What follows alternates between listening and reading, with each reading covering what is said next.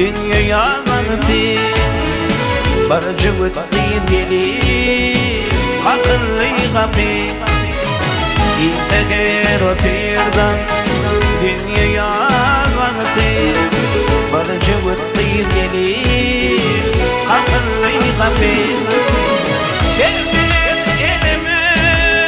çakılıp katı durmuş bir yazıma bakılıp katı katın ödüm düşün katın katın açık dünyam yıkıldı ayda yayrıyım ayda yayrıyım eminim oluyor sana direk çoran diye yanmalar yanıyor zora öğretim dillerin dımıyor yalan teyvde ve mınar alıyor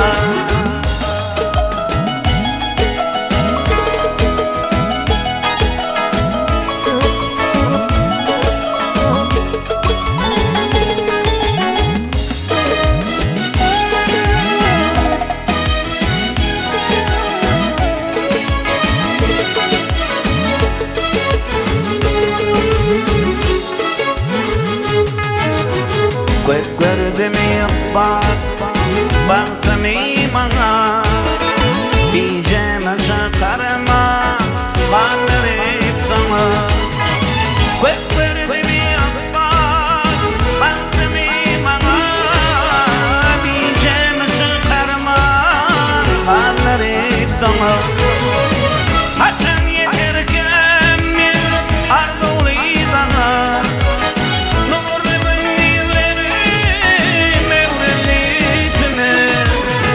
katın ödüm düşün katın katın açın dünya yıkıldı ayda yaylıyım yeminlerim oluyor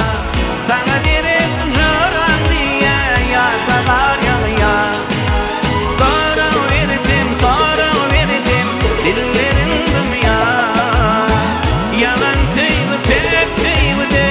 ve mınar alıyor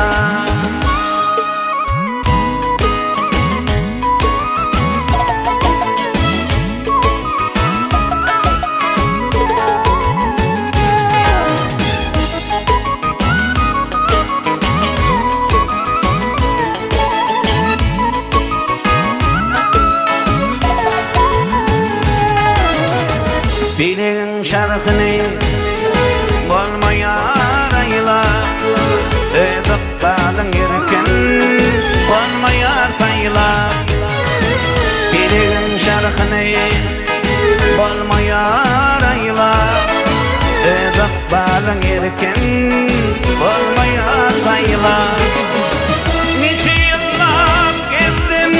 kamatın seyle